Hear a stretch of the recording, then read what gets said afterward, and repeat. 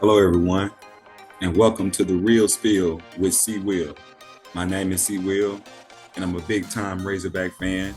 And today, Razorbacks had a big win in their season opener against Western Carolina in Little Rock, Arkansas, with the final score being 56-13. The Hogs were victorious and moved to 1-0 on the season, and we have some highlights that we're going to look at. Give me a moment to pull it up. So we see Rocket scoring on a 2-yard touchdown. Hogs, I believe, go up 14-0, and now they're on defense. Intercepted by Clark. That was a big play on that. KJ over the top for the big touchdown pass to Tesla. Nice looking kid, big receiver. And another turnover.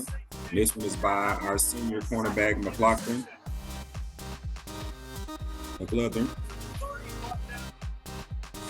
So we're just making them turn the ball over. Defense looked a lot better so far. Here we go again. KJ Jefferson keeps it straight up the gut. KJ showing the wheels, doing it in the air and on his feet. Here he is, dropping back again. Skinny post over the middle to Andrew Armstrong. Boy, all of the receivers look real good, I tell you.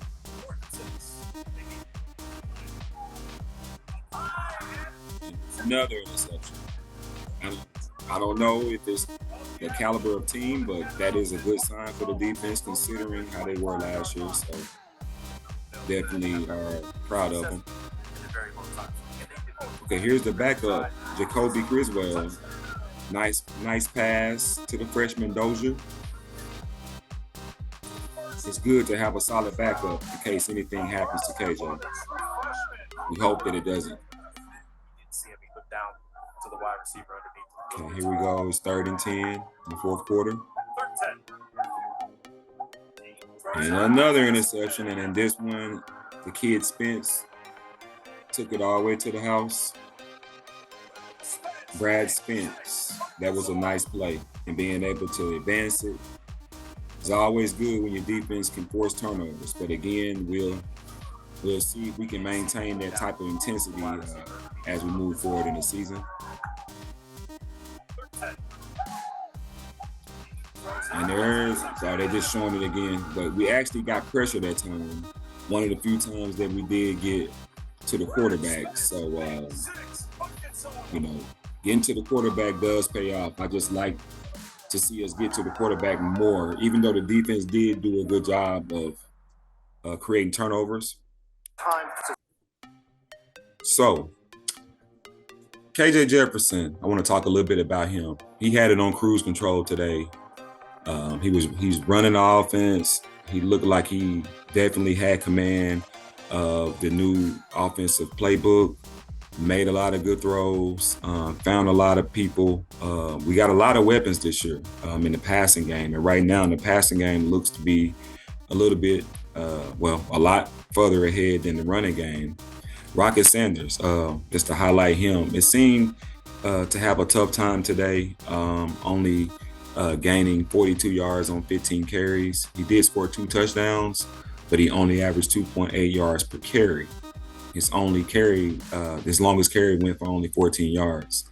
So, in my opinion, I think that we know that we have to get the ball to him because he is, the real deal. But I think Western Carolina sold out everybody on their defense, and they locked in on them and keyed on them. And, sometimes when that happens, when you can come with a play action to fake the run, with the weapons that we got, I think that, we can make defenses respect our passing game, which is going to open it back up for Rocket to dominate. So I don't think it's a big cause of concern because the offensive line did block well enough for the other guys. The running backs, they did all average over 5 yards per carry, Devinian, Green, and Auguste. So, maybe it was just, this one game. KJ went 18 for 23 for 246 yards, 3 touchdowns, no interceptions.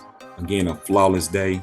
I was happy with the fast start. The Hogs jumped out to a 21-0 lead early. They forced turnovers, a bunch of them, 5 total, and they capitalized off turnovers. So that's a good thing. Anytime you can make the team make a mistake and actually make them pay for it, that's the sign of a good team. So we need to hopefully continue that trend. And basically the team was on cruise control, after we jumped on them early. The second thing that I was happy with was the defense. The defense looked solid. They only allowed 5.7 yards per catch by Western Carolina. Western Carolina only gained 2.1 yards per carry. They had 5 turnovers, 4 interceptions, and we forced 1 fumble. So, that's what you want from the defense. We know that Western Carolina is an FCS team. So we want to see us continue this as the competition stiffens. But to see it today is a good thing because we didn't see any of that last year. So that's a good thing we can hope for. But the defense, they seem prepared. Seemed like that the coaching staff, the new defensive coaching staff and Travis Williams, they seem more prepared. They seem to be in the right places. They look well coached. They seem more physical. The new strength coach that we hired, we seem to be physical, against the run and in the trenches. And the last thing that I was happy with was with the passing game. Again, KJ Jefferson was very efficient, made big plays. And I like the fact that we didn't just depend on him to run the ball. That'll keep him healthy, and he'll play in more games if he don't just resort to running. Though he's a big guy, but over the course of a season in the SEC, you don't want your star to have to endure that week 1. So I was happy about that. Jaden Wilson had 83 yards, the big play to start off that led to a 63-yard touchdown. Had a average of 27 yards per catch. So he was a big play guy. Armstrong, 78 yards, 15.6 yards per catch and a touchdown. All those guys are big. Tesla, 66 yards for 22 yards per catch and a touchdown. So big receivers making big plays, and they all seem to be sure-handed. So I'm very happy with the passing game. I didn't think that I would ever see the Hogs be pass first so quick. When last year, in the years prior in the Pittman era, they were probably 70% run. But this year, it's going to be more 50-50. But it's great to see the good job that Dan Enos did. I said back when they hired him that this was a great hire. This guy knows what he's doing. He's coached with Nick Saban. He's coached in the NFL. He works well with quarterbacks. I like the offense, the pistol offense that he got KJ in, to where he's not totally under center, because that feels like the offense that he ran last year when he was in the shotgun. So he's still keeping him in his element, and I like, how that looked. The bad, I got to get to the bad, because, if I wouldn't be real if I didn't give you the whole spiel. No pass rush, even though we were getting to the quarterback, but we weren't able to sack them, and they did get some passes off.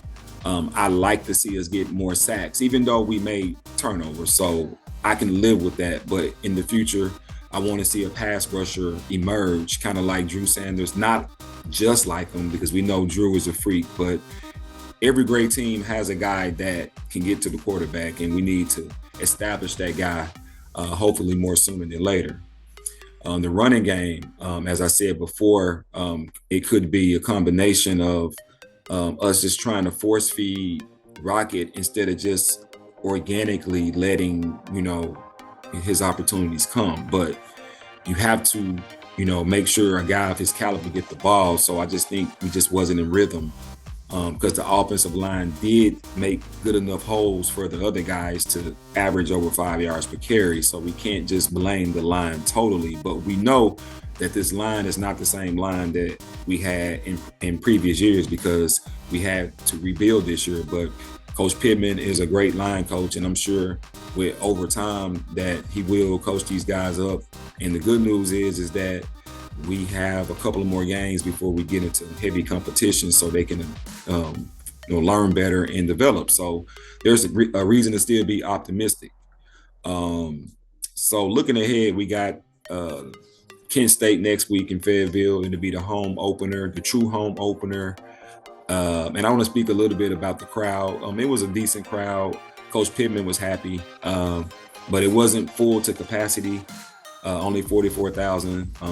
So I'm quite sure going back to Fayetteville, 78, 80,000 fans, it'll be a whole new opening day. And I'm sure that the atmosphere will be live, and the team will feed off of it. But Kent State got beat 55-6 last Thursday, I believe, this past Thursday against Central Florida. So, they're going to be anxious to try to get back, competitive. But that's a game we will be favored heavily again. And it's a game that we should take care of business in. And hopefully we can clean up all the things. The running game, we can get better feel of chemistry to get Rocket loose more sooner. In the game, the penalties it was too many of those penalties for yards. The penalties will get you beat in a competitive game, so we can't beat ourselves, and maybe we can establish a greater pass rush. Even though Chris Paul will be suspended for the first half for that targeting play, that I didn't like a guy of his caliber making a play like that when the game was pretty much in hand. Like, you have to think about your value to the team. And I know he's a young kid, but he's an important guy, and we need him to be at his best. So that's all I have today. I just wanted to kind of do a recap, but I have to mention the Colorado Buffaloes, what they did going on the road to the national runner-up TCU Horned Frogs, and pulling off the shocker, being 21-point underdogs, to go on the road in that heat, hostile environment. And Colorado only won one game last year, so that's major. Coach Prime is letting the whole nation see that he coming, and it's going to be interesting and fun when Colorado plays USC and plays Oregon and all the competition ahead. Getting this big win on the road, that's gonna be pretty big for them. I think they're going to be a tough out. And Shedeur Sanders is special, probably the best quarterback in the nation. Though they didn't give him that because he played at Jackson State. But this performance today, 500 yards, I believe he was 38 for 47, only missed on 9 passes. He was efficient. He got the IQ. I mean, he has it all. Travis Hunter, my gosh, a two-way player. We don't find many two-way players. Last great two-way player we seen was his coach, Coach Prime. So to have a guy just like Coach Prime was, I'm quite sure that's everything. But Hunter had 111 yards. I think he had an interception. Key plays. Anytime you got the best athlete on the field, you're capable of beating anybody. So we'll be keeping an eye on that, on that team, the Colorado Buffaloes, and we'll see just how far Coach Prime can take them this year. So I wanted to give a shout out to our sponsor, Help Gyms, for sponsoring us on our, first telecast on their platform. We're here to stay, and we're going to continue to put out good content for you guys. So long until the next time. I'm C. Will.